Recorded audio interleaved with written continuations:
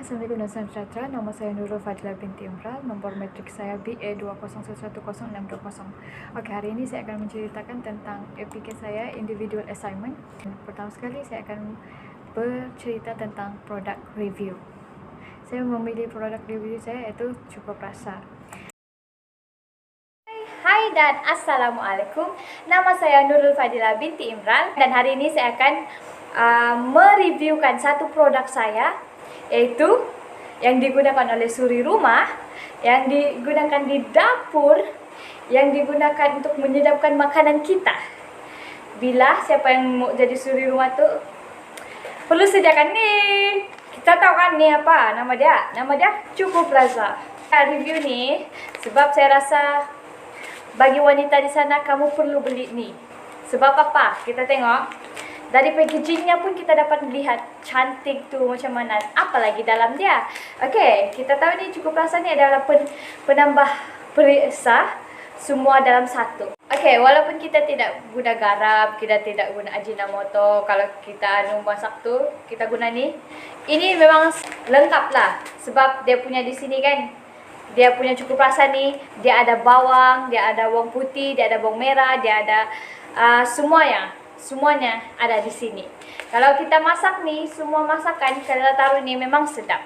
Dan kita tengok dari belakang dia, dia ada informan, dia ada macam, dia bagi salah satu dalam packaging ni juga, dia bagi salah satu tarikan kepada orang mau membeli ni. Kita tengok nasi goreng kampung, dia bagi nampak cara-cara masak nasi goreng kampung gitu. Dan kita tahu ni penggunaan Cukup Rasa ni adalah di dapur.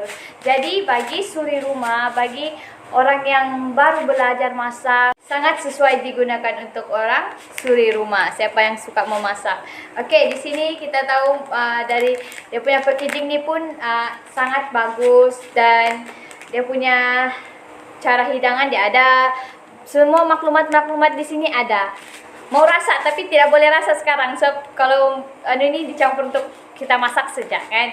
Okey, saya betul-betul recommend untuk orang yang suri rumah kah, mana-mana restoran kah, mana-mana, semua yang menggunakan ini perlu coba sebab dia menyedapkan makanan kita. Itulah nama dia, Cukup Rasa. Dan produk ini diprodukkan dalam syarikat Maggi. Kita tahu kan tuh Maggi, syarikat Maggi itu luas, bukan saja Cukup Rasa.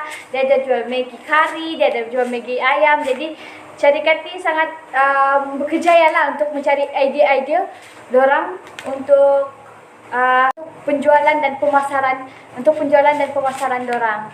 Okey, dan saya ingin tunjukkan di sini juga dari segi ilustrasi dia pun cantik, susunan ilustrasinya pun cantik. And then kita tengok di sini dia ada maklumat-maklumat, dan dia juga daripada Nestle. Okey, ini adalah produk dari Malaysia. Kita perlu support produk dari Malaysia. Jadi saya recommend kamu semua untuk beli ni semua. Beli ni, guna ni untuk sedapkan makanan kita. Sebab makanan yang sedap, perut kita pun sedap. Okey, sekian dari saya Nurul Fadilah binti Imran.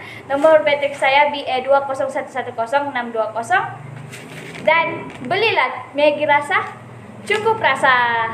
Bagi incumbents pula, saya telah mendaftar dan saya telah melakukan incumbents itu pada per bulan dia sebanyak RM15 dan sama seperti tahun sebanyak RM15. Okey, dalam jawatan syarikat kami, saya memegang jawatan sebagai setiausaha yang memikul salah satu jawatan tersebut menjalankan tugas bukan saja setiausaha, namun saya menjalankan tugas seperti membeli beg plastik untuk penggunaan bagi baju barangan kami.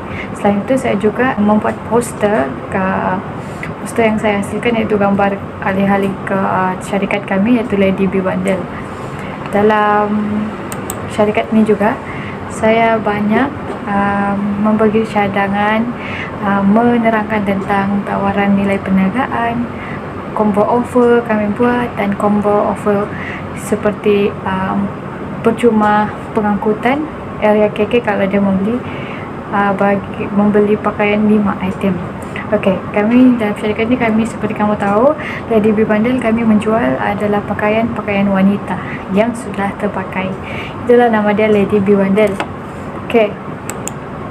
Seterusnya saya juga melakukan appendix, iaitu mempost dekat Instagram, post dekat Facebook dan sebagainya untuk mewar-warkan kami punya syarikat Lady B Bundle. Bukan tugas tersebut bukan saya saja yang lakukan, kawan-kawan saya juga, ahli-ahli syarikat kami juga. Selain itu,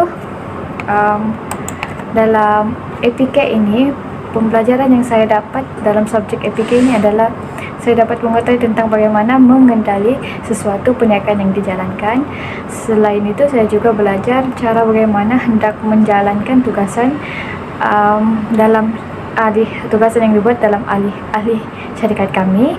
Seterusnya, saya juga belajar bagaimana hendak berkomitmen dengan orang lain untuk melakukan penjualan atau perniagaan. Selain itu, subjek ini juga banyak memberi input yang baik, bukan saja dari pembelajaran, malahan dari segi teknikal juga. Seterusnya adalah berani berhadapan dengan orang ramai untuk menyelesaikan masalah dalam bidang perniagaan. Walaupun dalam perniagaan kami tidak jumpa lagi face to face orang, cuma mengantar delivery, tapi cabaran bagi menghadapi dengan orang lain tu apabila berniaga tu sangat tercabar. Itu adalah pembelajaran yang saya dapat dalam subjek EPIK. Sekian itu saja daripada saya, Nurul Fadila binti Imran, PA 201100620. Sekian, terima kasih.